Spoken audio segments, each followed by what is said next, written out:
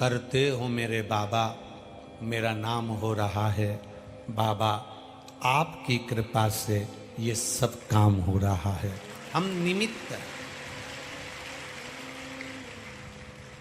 ये हमारी निमित्तता होगी कि हम निमित्त हैं। शंकर भगवान की कथा देखिए जरा, भागवत जी की कथा सुखदेव जी महाराज ने सुना दी। सारी कथा का लेखन श्री वेदव्यास जी ने कर दिया। विष्णु पुराण की कथा, गर्ग संहिता, स्कंद पुराण, पद्म पुराण, लिंग पुराण, कुर्म पुराण, नारद पुराण, ब्रह्म वैवर्त पुराण, नरसिंह पुराण, ये सारी चरित्र वेदव्यास जी वर्णन कर दिए। सारी पुराणों को उठाकर देखना, केवल एक पुराण ऐसी निकलेगी जिस पुराण को सारी पुराणों में सब वर्णन करते हैं, पर एक पुराण शिव महापुराण की कथा केवल ऐसी है कि भगवान शंकर और पार्वती दोनों जजमान बनकर तुमरुका जी कथा कर रहे हैं और शिव पार्वती यजमान बनकर बैठकर कथा सुन रहे हैं। पूरी पुराणों को उठाकर देख लेना, किसी पुराण में यह नहीं लिखा कि भगवान जजमान बने हैं।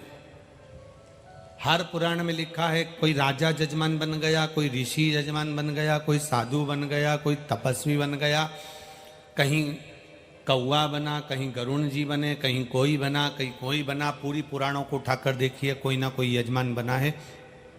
केवल शिव पुराण का यजमान मेरा महादेव बना है। और बाँचने वाले तुमरुका जी है। तुमरुका जी कौन? जो शंकर का परम भगत हो।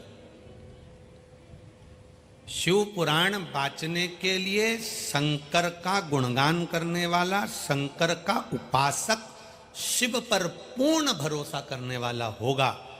और आप अगर शंकर पर भरोसा करने वाले के सम्मुख में बैठकर शिव महापुराण की कथा सुन रहे होगे तो आपके भीतर भी भरोसा जाग जाएगा और आप भटकोगे नहीं। जिसके पास सोना होता है वो सोना देता, जिसके पास चांदी होती वो चांदी देता, जिसके पास कपड़ा होता वो कपड़ा देता, जिसके पास में जो होता वो देता है।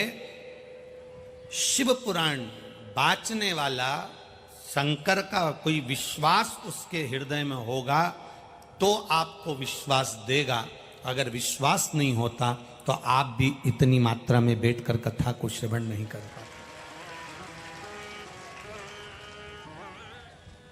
और वो कंट्रोल अगर कंट्रोल रूम में हो जाए तो फिर व्यक्ति का जीवन नश्वर नहीं होता।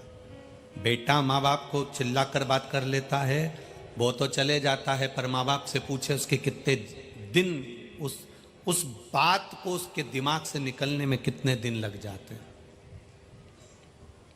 कितने दिन लग जाते हैं, विचार करिए। भाई भाई को अपशब्द कह देता है, उसको दिमाग से निकलने में कितने दिन लग जाते हैं। शंकर भगवान के मस्तक पर गंगा रखी है, कंठ पर विष रखा है, कानों में बिच्छू पड़ा है, गले में सर्प पड़ा है। शिव महापुराण की कथा कहती है कंठ पर विष होने पर सिर पर गंगा होना यह बहुत कठिन विषय है, बहुत कठिन विषय। क्रोध आ रहा हो और तुम्हारा मस्तिष्क ठंडा हो, यह बहुत कठिन विषय है। अच्छा काम है उसको तुरंत कर लो, बेकार काम है, लड़ाई है, झगड़ा है, बदला लेना है, क्रोध करना है, अहम करना है, किसी को नीचे दिखाना है, किसी को अपशब्द बोलना है, इसको कल पर टाल दो। मैं कल देखूंगा, कल बात करूंगा। तुम्हें लड़ाई करना है ना तो कह देना मैं कल तुझसे निपटूंगा, आज नहीं कल, बस कल पे टाल दो। कल तक वो भी ठंडा, तुम भी ठंडे। भरोसे को दृढ़ बनाओ। गुरु पर किया गया भरोसा, माता पिता पर किया गया भरोसा, परमात्मा पर किया गया भरोसा, शिव महापुराण पर किया गया भरोसा कभी नहीं टूटता। वो निभाता जरूर है। कैसे भी निभाएगा गुरु, कैसे भी निभाएगा परमात्मा। आप लोग तो केवल शिव पुराण में सुनकर जाते हो कि हमने इसके बच्चा आंख खोल रहा है पूरा, ठीक है बैठिए, श्री शिवाय नमस्तुभ्यं। 3 दिन से जिस बच्चे ने आंख ना खोली, डॉक्टर ने सब कुछ लगा कर देख लिया, डॉक्टर सारा इलाज कर कर देख लिया, आखिरी में आंख के ऑपरेशन की बात आ गई। तब 1 लोटा जल में से जो जल महादेव को चढ़ाया, आप महादेव को जब जल चढ़ाते हो तब इस शिव पुराण पर भरोसा कर कर चढ़ाते हो कि मैंने सुना है कईयों का काम हुआ है, तेरा भी होगा। और उसके घर वालों ने तुम पर भरोसा करा और 1 लोटा जल चढ़ाकर आंख में लाकर जो लगाया, आंख 20 मिनट में खुल गई, ऑपरेशन की जरूरत ही नहीं पड़ी। जो 3 दिन से नेत्र नहीं खुले जन्म के बाद, वो नेत्र बाबा खोल दे। यहां आप आए हो कथा सुनने के लिए, और जितनी कथा आप लोग टीवी पर सुन रहे हो, मोबाइल पर सुन रहे हो, आस्था चैनल पर सुन रहे हो, पंडाल में सुन रहे हो, आप विश्वास के साथ सुनो। बार बार आपके पास भी समय नहीं कि आप पंडाल में आ सको, और बार बार हमारे पास भी समय नहीं कि हम अकोला बार बार आ सके। वो तो कहीं कोई पुण्याई होगी, बाबा की कृपा होगी, करुणा होगी, तो ये कथा करवाई।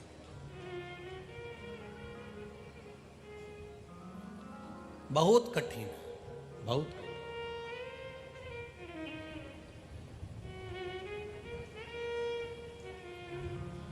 आप जब भगवान की भक्ति में डूबे तो विश्वास के साथ डूबे। गुरु पर किया गया भरोसा, माता पिता पर किया गया भरोसा, शिव महापुराण पर किया गया भरोसा, मेरे देव अधिदेव महादेव पर किया गया भरोसा, तुम्हारे मरते दम तक नहीं टूटेगा। ये विश्वास मानकर चलो, भरोसा नहीं टूटेगा। आपने उसको याद किया, वो आया। कितना सुंदर संवाद है। आश्रम में एक माता रहती है और वो माँ जल भरने जा रही है, और छोटा सा बच्चा दूध दूध पीने वाला आश्रम में गुरु जी से कह देती है माँ, गुरुदेव बच्चे को मैं झोली में सुलाकर जा रही हूं, ध्यान रखना, मैं पानी भरने जा रही हूं। बच्चे को झोली में सुला दिया। संत गुरु से कहा, गुरु से कहकर वो माता जल भरने चल दी। थोड़ी दूर माता पहुंची, उसके मन में आया गुरु जी तो सुबह के समय अनुष्ठान करने बैठ जाएंगे, तप करने बैठ जाएंगे, साधना करने बैठ जाएंगे। मेरा बच्चा अकेला झोली में पड़ा रहेगा, वो रोएगा, गुरु जी ध्यान नहीं दे पाएंगे। कोई हिंसक पशु पक्षी आ गया, मेरे बच्चे को खा गया तो दिक्कत हो जाएगी। गुरु जी के आश्रम में वो माँ वापिस दौड़ कर चली गई, दौड़ कर गई। गुरु जी अपने साधना में लग गए, चली गई। अब बच्चे को साथ में लेकर झोली में बांधकर जल भरने चले। अब जल भरने के लिए जब माँ गई, यहाँ पर गुरु जी के नेत्र खुले। 1 घंटे के बाद जब गुरु जी के नेत्र खुले तो गुरु जी ने बच्चे को देखा, झोली हिलाई, बच्चा नहीं था। गुरु जी खड़े हुए, झोली में देखा बच्चा नहीं, पूरे आश्रम में देखा बच्चा नहीं, सबसे पूछा बच्चा नहीं। बच्चे को ढूंढ ढूंढ कर गुरु जी थक गए। तब गुरु जी ने विचार करा, बच्चा नहीं मिल रहा तो करूं क्या, मेरे भरोसे पर छोड़ कर गई है, मेरे विश्वास पर छोड़ कर गई है। तो गुरु जी ने एक दुर्बा पड़ी थी, उस दुर्बा को उठाया, घास को उठाया, कुशा को उठाया और झोली में डाल दिया। झोली में डाला तो उस कुशा को डालने से एक बच्चा जन्म ले लिया। जब वो माता अपने बच्चे को और पानी लेकर वापिस आश्रम में आई,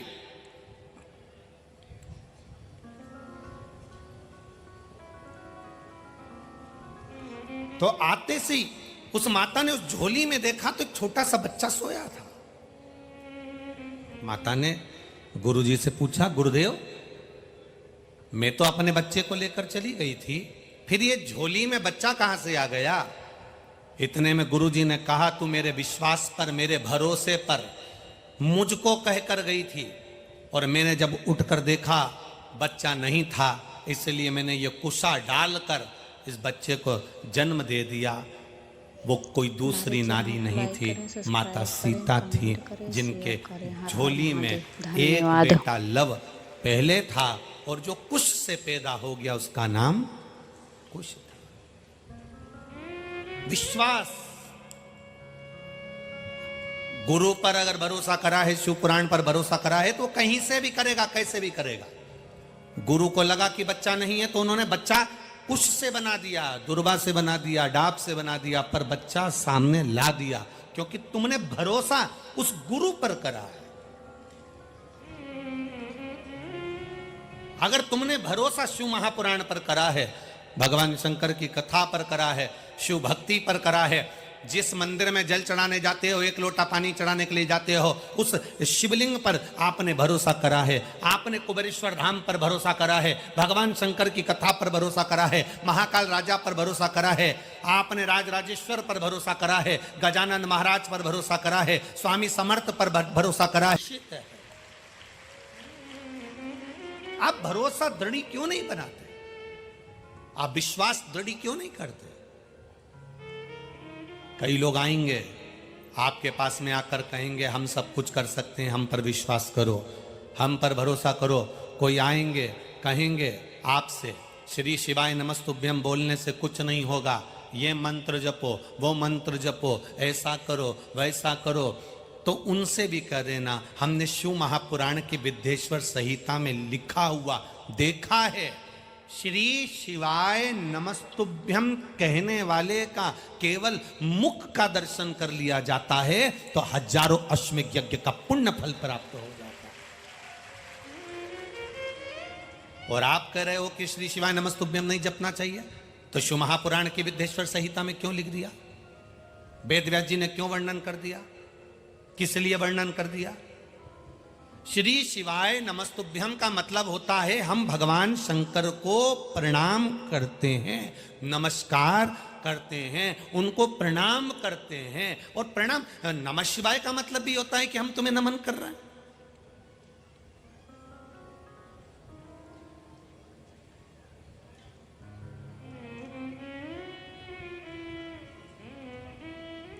परमात्मा को नमन करना, हर पल, हर घड़ी, हर क्षण नमन कर।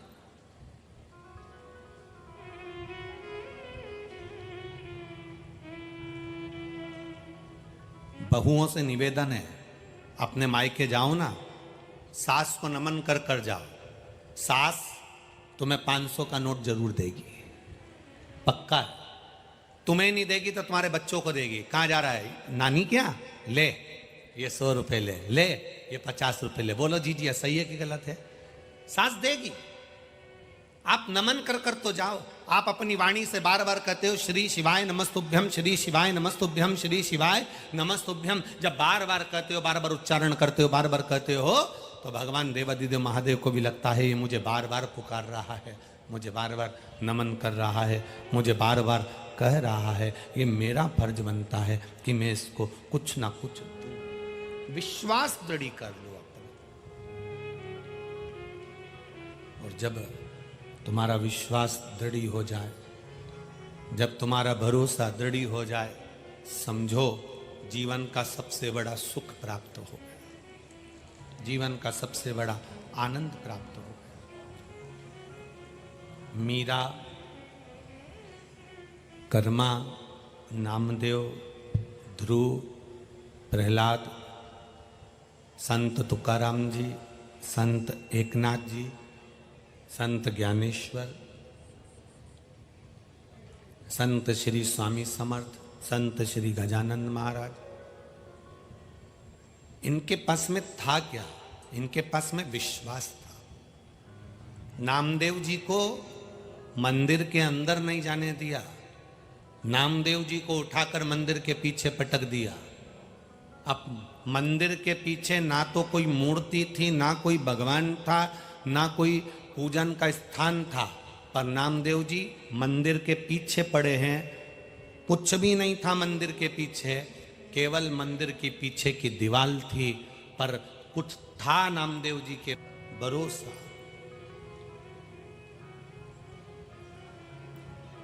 कौन कहता है भगवान आते नहीं, कोई द्रौपदी की तरह बुलाते नहीं। कौन कहता है भगवान खाते नहीं, कोई शबरी की तरह खिलाते नहीं। कौन कहता है भगवान सोते नहीं, माँ यशोदा के जैसे कोई लोरी सुनाते नहीं। कौन कहता है कि मेरा महादेव सुनता नहीं है। लोग कहते हैं ये पत्थर का शिवलिंग है, ये पाषाण का शिवलिंग है, ये पत्थर की मूर्ति है, ये पत्थर की मूर्ति है। हम कहते हैं दिल से पुकार कर देखना, पत्थर की मूर्ति भी सुनती है, पत्थर की मूर्ति भी श्रवण करती है। दिल से पुकार कर देखना, सुनेगा वो।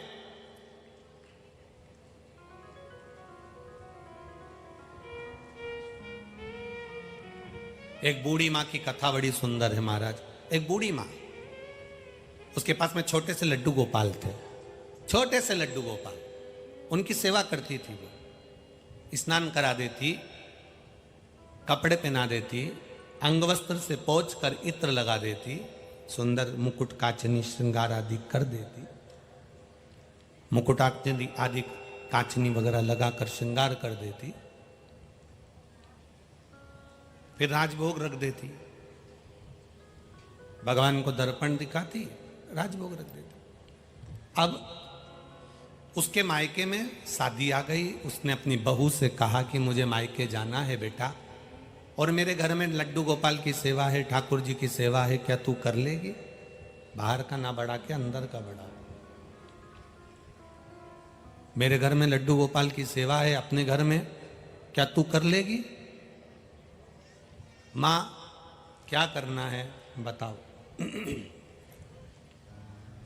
क्या करना है आप मुझे बता दो, क्या करूं मैं, क्या करना, बोलिए।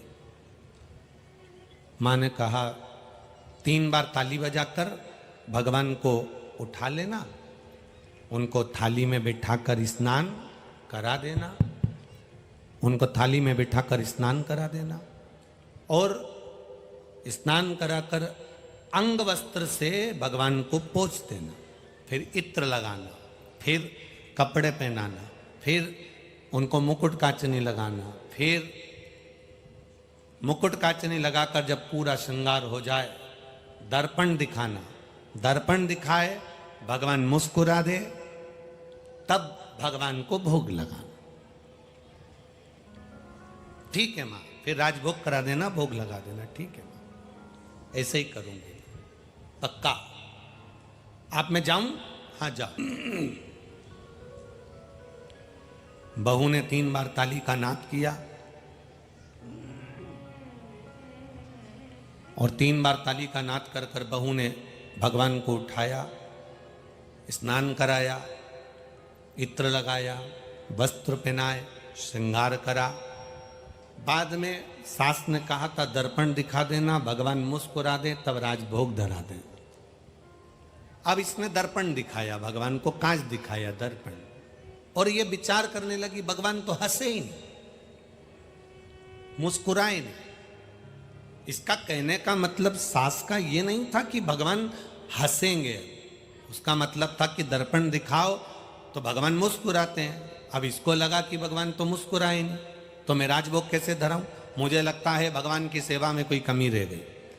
अब इसने भगवान के फिर वापस कपड़े उतार दिए, श्रृंगार उतार दिया, भगवान को वापस गादी रजाई में सुला दिया। सुलाने के बाद में 2 मिनट बाद वापस आ गई, फिर 3 बार ताली बजाई।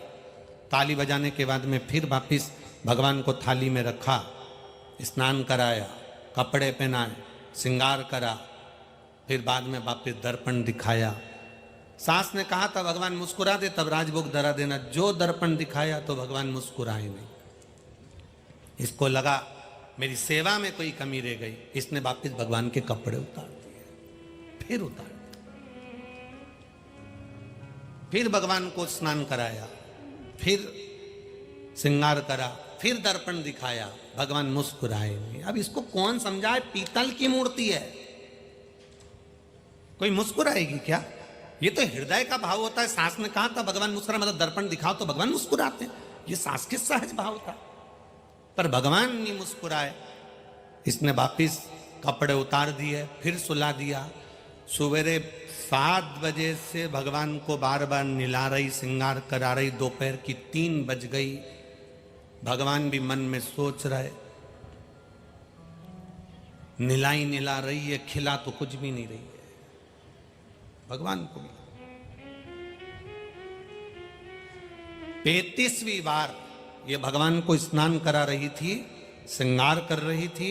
श्रृंगार कर कर भगवान को जो दर्पण दिखाया, भगवान पीतल की मूर्ति में से 2 दांत निकालकर मुस्कुरा दिए। पीतल की मूर्ति में से 2 दांत निकालकर मुस्कुरा दिए। और मुस्कुराकर भगवान को लगा जब तक हंसूंगा नहीं तब तक ये खिलाएगी नहीं, बहुत देर से निहला ही निहला रही है।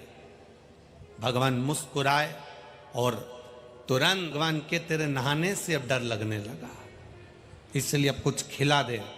भगवान ने भोजन किया।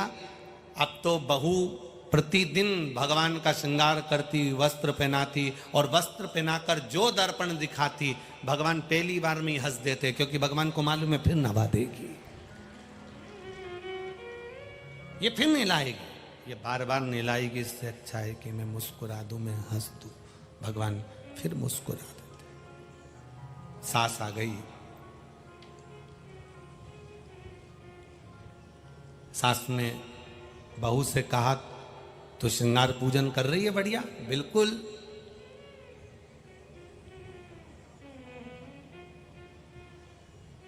सास सच बोली कि मैं पूजन करने बैठूंगी, अब तू अपना काम कर। सास पूजन करने बैठी, भगवान को दर्पण दिखा रही थी। इतनी देर में बहू पहुंच गई।